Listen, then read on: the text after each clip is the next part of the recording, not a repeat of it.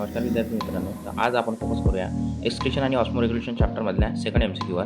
तर बघा, if the diameter of the afferent arteriole is decrease and that of the efferent arteriole is increase, the ultrafiltration will. बघा, MCQ काय दिलेलं आपल्याला, if the diameter of the afferent arteriole is decrease, म्हणजे generally जर आपण विचार केला तर एफरंट आर्टिओलची डायमीटर ही ग्रेटर असते इफरंट आर्टिओलपेक्षा जनरली. पण इथं काय सांगितलं आहे की if the diameter of the afferent arteriole decrease, जर या एफरंट आर्टिओलची जे डायमीटर आहे हे आपण डिक्रीज केली, म्हणजे इकडे सेकंड डायग्राममध्ये आपल्याला दिसते की एफरंट आर्टिओलची जी डायमीटर आपण डिक्रीज केली आणि इफरंट आर्टिओलची जे डायमीटर आहे त्याला इन्क्रीज केलं, तर अल्ट्रा फिल्ट्रेशनवर त्याचा काय इफेक्ट पडेल. Ultra filtration will.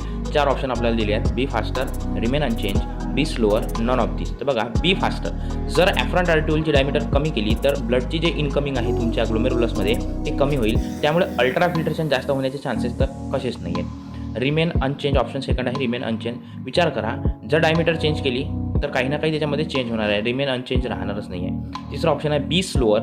B slower हे ऑप्शन याच्यामधलं करेक्ट आन्सर आहे, कारण की इनकमिंग जी ब्लडची आहे ग्लोमेरुलसमध्ये ते स्लोअर झाल्यामुळे त्याचा सरळ इफेक्ट त्याच्या फिल्ट्रेशनवर पडणार आहे आणि फिल्ट्रेशन जे आहे ते सुद्धा इथं स्लो होणार आहे. ठीक आहे, तर करेक्ट आन्सर जे आहे ते असेल बी स्लोअर.